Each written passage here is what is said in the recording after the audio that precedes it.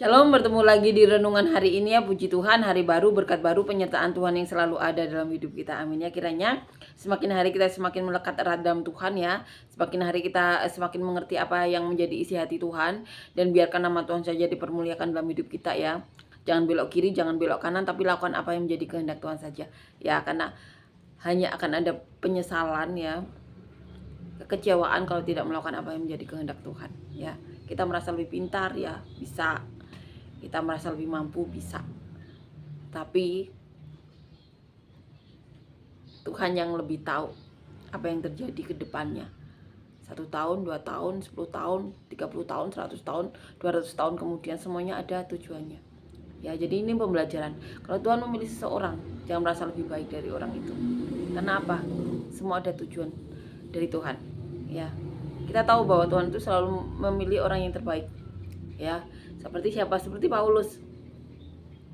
Paulus itu menjadi orang yang terbaik di zamannya, ya. Sehingga dikatakan saat melakukan hukum Taurat itu tidak ada cacat. Paulus bisa mengatakan itu. Saat Stefanus dibunuh ya, dia hanya menjagai jubah-jubah dari orang yang melempari Stefanus dengan batu. Dia tidak ikut melempari karena dia tahu tidak boleh membunuh. Karena apabila darah itu naik seperti Kain dan Habel, darah itu akan minta pertanggungjawaban kepada Allah. Dan Allah itu Allah yang adil. Dia akan membalaskan kepada keturunan orang-orang yang telah membunuh. Tidak boleh membunuh. Paulus tahu itu. Ya. Jadi kita tahu ya.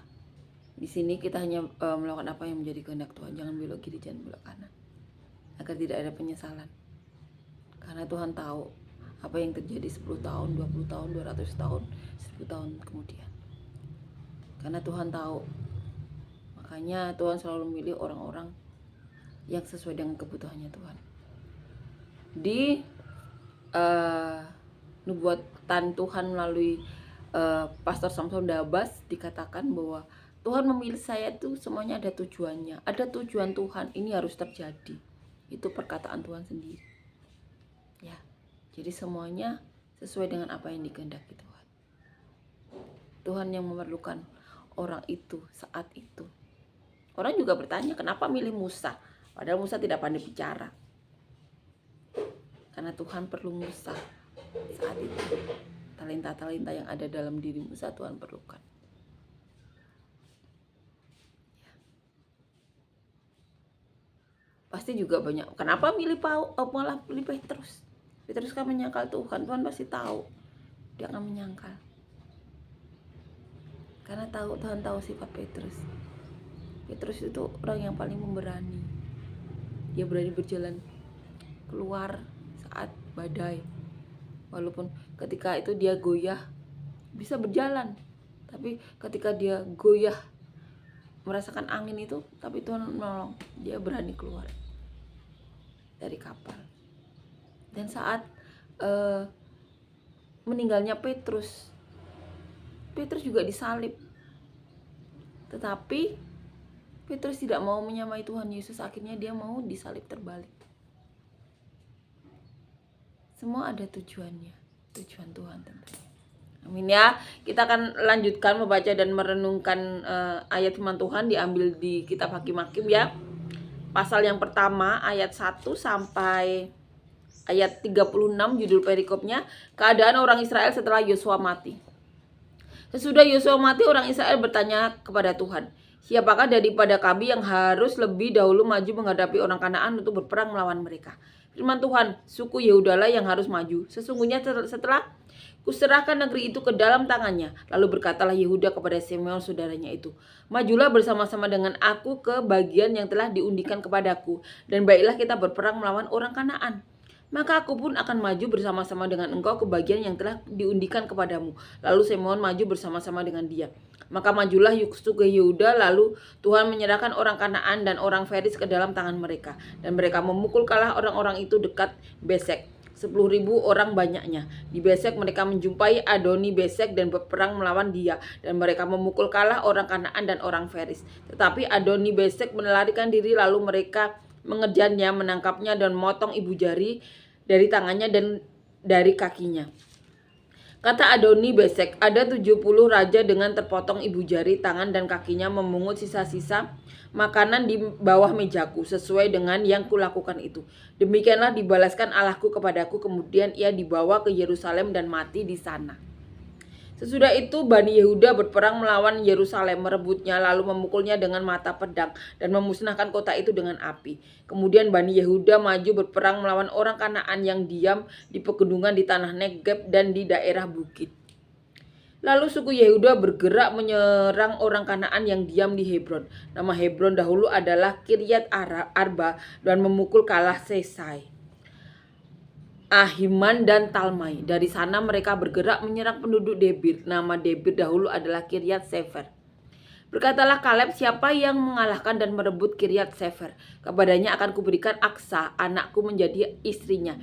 Dan Otnil anak Kenas adik Kaleb merebut kota itu. Lalu Kaleb memberikan Aksa anaknya kepadanya menjadi istrinya. Ketika perempuan itu tiba, dibujuknya suaminya untuk meminta sebidang ladang kepada ayahnya. Maka turunlah perempuan itu dari keledainya, lalu berkatalah Kaleb kepadanya, ada apa? Jawabnya kepadanya, berikanlah kepadaku suatu hadiah. Telah kuberikan kepadaku tanah yang gersang, berikanlah juga kepadaku mata air. Lalu Kaleb memberikan kepadanya mata air yang di hulu dan mata air yang di hilir. Keturunan Hobab istri ipar Musa orang Keni itu maju bersama-sama dengan Bani Yehuda dari kota pohon korma ke padang gurun Yehuda di tanah Negeb dekat Arad. Lalu mereka menetap di antara penduduk di sana. Yehuda maju bersama-sama dengan Simeon saudaranya itu, lalu mereka memukul kalah orang Kanaan penduduk Sefat. Mereka menumpas kota itu, sebab itu kota itu dinamai Hormah. Selanjutnya suku Yehuda merebut Gaza dengan daerahnya, Askelon dengan daerahnya, dan Ekron dengan daerahnya. Dan Tuhan menyertai suku Yehuda sehingga mereka menduduki pegunungan itu. Tetapi mereka tidak dapat menghalau penduduk yang di lembah, sebab orang-orang ini mempunyai kereta-kereta besi. Kepada Kaleb telah diberikan Hebron seperti yang dikatakan Musa dahulu, dan dari sana telah dihalaukannya anak Enak yang 3 itu. Tetapi orang Yebus penduduk kota Yerusalem tidak dihalau oleh Bani Benjamin. Jadi orang Yebus itu masih diam bersama-sama dengan Bani Benjamin di Yerusalem sampai sekarang. Keturunan Yusuf juga maju menyerang Betel, dan Tuhan menyertai mereka. Keturunan Yusuf menyuruh orang mengintai Betel itu. Nama kota itu dahulu adalah Luz.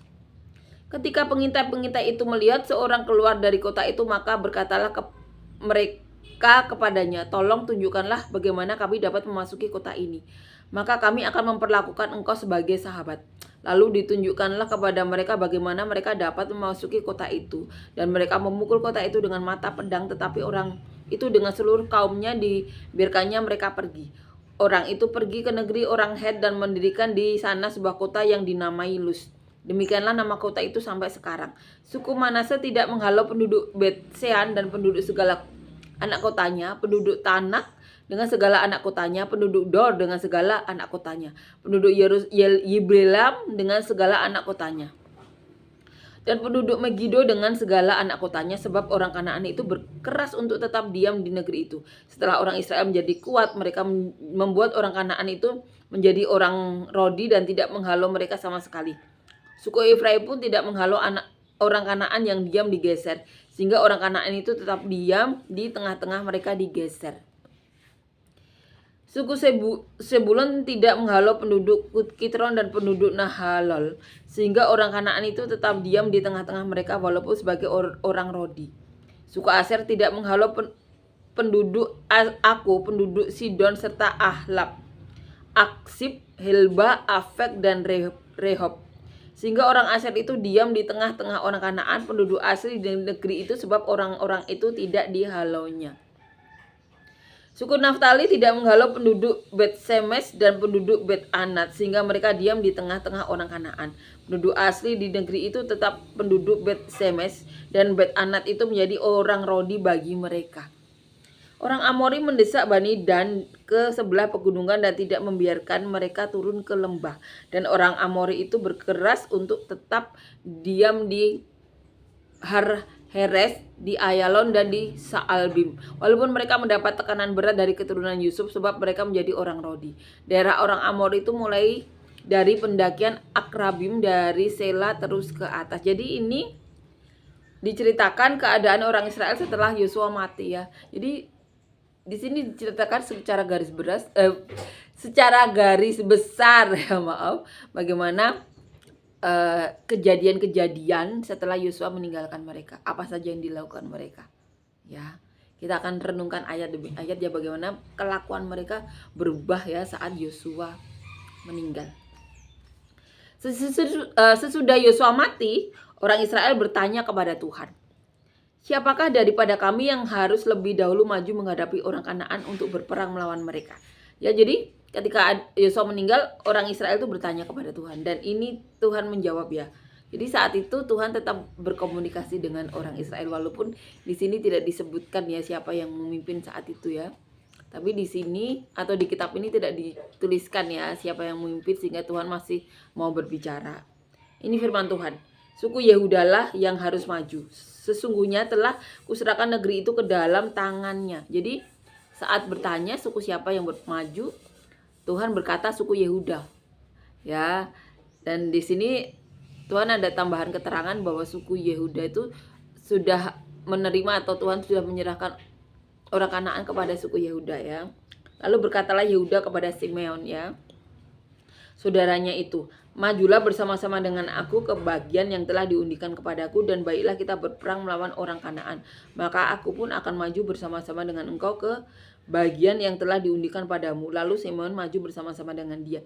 Dan ketika Tuhan berfirman ya, menjawab apa yang menjadi pertanyaan orang Israel, kemudian Yehuda yang ditunjuk itu berkata kepada saudaranya Simeon untuk yuk maju bersama-sama, dan Simeon mengiyakan ya. Maka majulah suku Yehuda, lalu Tuhan menyerahkan orang Kanaan dan orang Feris ke dalam tangan mereka, dan mereka memukul kalah orang-orang itu ke dekat Besek, 10.000 orang banyaknya ya. Jadi ketika Yehuda maju, menang. Karena apa? Sebelum itu terjadi Tuhan sudah mengatakan orang Kanaan atau suku-suku Kanaan itu sudah diserahkan ke tangan Yehuda. Jadi ketika maju Yehuda menang ya. Tuhan sudah tahu ya, karena memang sudah diserahkan Tuhan ke tangan Yehuda ya. Di Besek mereka menjumpai Adoni Besek dan berperang melawan dia, dan mereka memukul kalah orang Kanaan dan orang Feris. Seperti juga kejadiannya sebelumnya di Besek ini, suku Yehuda juga menang ya. Tetapi Adoni Besek melarikan diri, lalu mereka mengejarnya, menangkapnya, dan memotong ibu jari dari tangannya dan kakinya. Jadi ada di sini Adoni Besek ya, orang Besek ya, Adoni Besek melarikan diri, kemudian tertangkap, dan di sini katakan mereka yang dilakukan, mereka memotong ibu jari dari tangan dan kakinya, dipotong ya. Kata Adoni Besek, ada 70 orang dengan 70 raja dengan terpotong ibu jari, tangan, dan kakinya, memungut sisa makanan di bawah mejaku. Sesuai dengan yang kulakukan itu, demikianlah dibalaskan Allah kepadaku. Kemudian ia dibawa ke Yerusalem dan mati di sana. Dan kemudian setelah mengalami bagaimana ibu jarinya dipotong, Adoni Besek mengakui bahwa dia juga melakukan hal yang sama kepada raja-raja yang dia kalahkan. Dan raja-raja itu memungut sisa makanan di bawah mejanya. Dan Adoni Besek mengakui, akhirnya Tuhan membalaskan apa yang dia perlakukan itu diakui oleh Adoni Besek ya, yang dikalahkan oleh orang Israel, di sini Yehuda ya, suku Yehuda. Sesudah itu Bani Yehuda berperang melawan Yerusalem, merebutnya, lalu memukulnya dengan mata pedang dan memusnahkan kota itu dengan api. Dan setelah Besek kemudian Yerusalem ya. Kemudian Bani Yehuda maju berperang melawan orang Kanaan yang diam di pegunungan, di tanah Negeb, dan di daerah bukit. Jadi setelah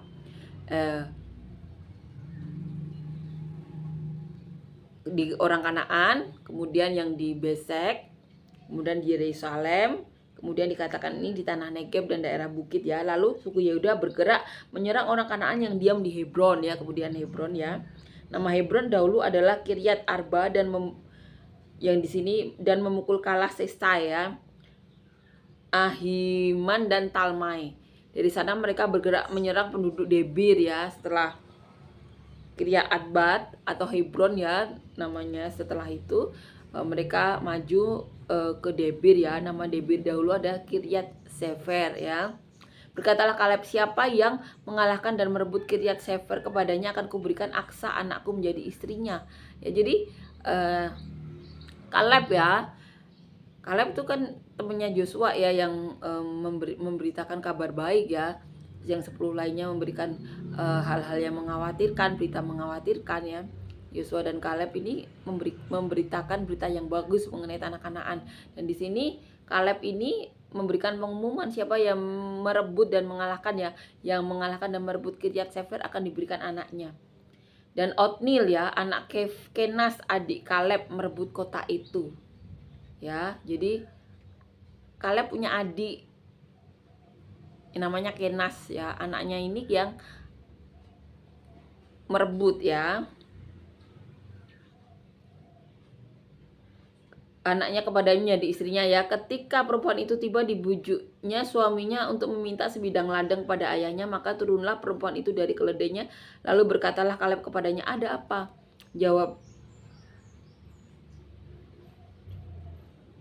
Jawabnya kepadanya, berikanlah kepadaku suatu hadiah, telah kau berikan kepadaku tanah yang gersang, berikanlah juga kepadaku mata air. Lalu Kaleb memberikan kepadanya mata air yang di hulu dan mata air yang di hilir ya. Jadi suami istri itu sepakat ya untuk meminta sebidang tanah ya kepada Kaleb, dan itu diberikan ya.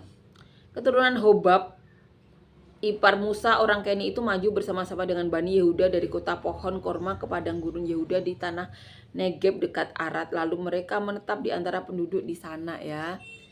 Yehuda maju bersama-sama dengan Simeon saudaranya, lalu mereka memukul kalah orang Kanaan. Penduduk Sefat mereka menumpas kota itu, sebab itu kota itu dinamai Horma ya. Dan di ayat 18 selanjutnya suku Yehuda merebut Gaza dengan daerahnya, Askelon dengan daerahnya, dan Hekron dengan daerahnya ya. Dan Tuhan menyertai suku Yehuda sehingga mereka menduduki pegunungan itu. Tetapi mereka tidak dapat menghalau penduduk yang di lembah, sebab orang-orang ini mempunyai kereta-kereta besi. Itu yang dikatakan ya. Kepada Kaleb telah diberikan Hebron seperti yang dikatakan Musa dahulu, dan dari sana telah dihalaukannya anak Enak orang 3 itu ya. Di ayat 21 dikatakan, tetapi orang Yebus penduduk kota Yerusalem tidak dihalau oleh Bani Benyamin. Jadi orang Yebus itu masih diam bersama-sama dengan Bani Benyamin di Yerusalem sampai sekarang. Jadi ada juga ya orang Yebus ya penduduk kota Yerusalem tidak dihalau oleh Bani Benyamin, dan mereka tinggal di situ ya. Dikatakan sampai sekarang, sampai ditulis ini ya, ditulis kitab ini. Keturunan Yusuf juga maju menyerang Betel, dan Tuhan menyertai mereka. Keturunan Yusuf menyuruh orang mengintai Betel itu. Nama kota itu dahulu adalah Luz ya. Ketika pengintai-pengintai itu melihat seorang keluar dari kota itu, maka berkatalah mereka kepadanya, tolong tunjukkanlah bagaimana kami dapat memasuki kota ini, maka kami akan memperlakukan engkau menjadi sahabat. Itu yang dikatakan. Lalu ditunjukkanlah kepada mereka bagaimana mereka dapat memasuki kota itu, dan mereka memukul kota itu dengan mata pedang, tetapi orang itu dengan seluruh kaumnya dibiarkan mereka pergi ya. Itu yang dilakukan. Orang itu pergi ke negeri orang Het dan mendirikan di sana sebuah kota yang dinamai Luz. Demikianlah nama kota itu sampai sekarang ya. Jadi itu yang terjadi saat itu. Di ini suku Manase ya, di ayat 27 dikatakan suku Manase tidak menghalau penduduk Bet-Sean dan penduduk segala anak kotanya, penduduk Tanak dengan segala anak kotanya, penduduk Dor dengan segala anak kotanya, penduduk Yibleam ya dengan segala anak kotanya, dan penduduk Megiddo dengan segala anak kotanya. Sebab orang Kanaan itu berkeras untuk tetap diam di negeri itu ya. Itu yang dilakukan oleh suku Manase. Setelah orang Israel menjadi kuat, mereka membuat orang Kanaan itu menjadi orang Rodi dan tidak menghalau mereka sama sekali ya. Itu yang dilakukan. Ketika orang Israel menguasai, akhirnya menjadikan orang Kanaan di situ menjadi pekerja mereka ya. Suku Efraim pun tidak menghalau orang Kanaan yang diam digeser, sehingga orang Kanaan itu tetap diam di tengah-tengah mereka digeser ya. Suku Efraim juga melakukan hal yang sama ya. Suku Sebulon ini yang dilakukan suku Sebulon. Suku Sebulon tidak menghalau penduduk Kitron dan penduduk Nahalol, sehingga orang Kanaan itu tetap diam di tengah-tengah mereka walaupun sebagai orang Rodi. Di sini Sebulon juga tidak mengajak perang ya. Ayat 31, suku Aser tidak menghalau penduduk Ako, penduduk Sidon, serta Ahlab, Aksib, Helba, Afek, dan Rehob. Sehingga orang Aser itu diam di tengah-tengah orang Kanaan, penduduk asli di negeri itu, sebab orang-orang itu tidak dihalaunya. Itu yang dilakukan ya. Suku Naftali tidak menghalau penduduk Bet Semes dan penduduk Bet Anat, sehingga mereka diam di tengah-tengah orang Kanaan. Penduduk asli di negeri itu, tetapi penduduk Bet Semes dan Bet Anat itu menjadi orang Rodi bagi mereka ya. Itu yang dilakukan. Orang Amori mendesak Bani Dan ke sebelah pegunungan dan tidak membiarkan mereka turun ke lembah. Dan orang Amori itu berkeras dan tetap diam di Harheres, di Ayalon dan di Saalbim, walaupun mereka mendapat tekanan berat dari keturunan Yusuf, sebab mereka menjadi orang Rodi. Daerah orang Amori itu mulai dari pendakian Akrabim, dari Sela terus ke atas. Itu ya. Setelah Yosua meninggal, di sini diceritakan suku per suku ya, apa saja mereka lakukan di daerah tanah pusaka mereka yang sudah diberikan ya, sudah dibagi-bagi ya. Ada yang dimusnahkan, ada yang tidak. Yang tidak dimusnahkan menjadi pekerja Rodi. Ya, kiranya semakin hari kita semakin melekat dalam Tuhan ya, dan biarkan nama Tuhan saja dipermuliakan dalam hidup kita semuanya. Amin ya, puji Tuhan, amin. Terima kasih Yesus, terima kasih Tuhan untuk kebaikan-Mu, kasih karuniamu, penyertaan-Mu. Kami berdoa untuk siapapun dari kami yang saat ini sedang sakit, berikan kesembuhan kami yang daripada-Mu, apapun di tubuh kami yang bukan daripada-Mu kiranya Kau cabut. Dan kami juga berdoa untuk siapapun dari kami yang saat ini membutuhkan pekerjaan dan usaha, beri kami semuanya pekerjaan dan usaha yang daripada-Mu, yang mendatangkan hadirat-Mu, yang mendatangkan berkat-Mu, yang berkati kami, keluarga kami, orang-orang sekitar kami, bahkan sampai ke penjuru bumi, seperti yang Kau mau. Berikan kami semuanya pasangan hidup yang daripada-Mu, yang takut Kau, yang cinta Engkau, yang mencintai kami, keluarga kami, orang-orang sekitar kami, bahkan sampai ke penjuru bumi, seperti yang Kau mau. Berikan kami semuanya Tuhan, pasangan hidup yang sama-sama takut akan Engkau Tuhan, yang sama-sama saling mencintai. Dan sebagai pasangan suami istri, biarlah nubuatan-Mu tinggal tetap dalam kehidupan kami Tuhan, tinggal tetap dalam kehidupan anak cucu kami, bahkan sampai generasi di mana Kau datang yang kedua kali. Dan kami juga berdoa Tuhan sebagai pasangan suami istri beserta keluarga kami semuanya Tuhan, kami bisa bekerja sama untuk mempermuliakan-Mu, menyenangkan-Mu, mengembalakan siapapun yang Kau titipkan dalam keluarga kami, menjadi selalu berkat-Mu sampai ke kesudahannya, sampai ke penjuru bumi, seperti yang Kau mau. Berikan kami semuanya Tuhan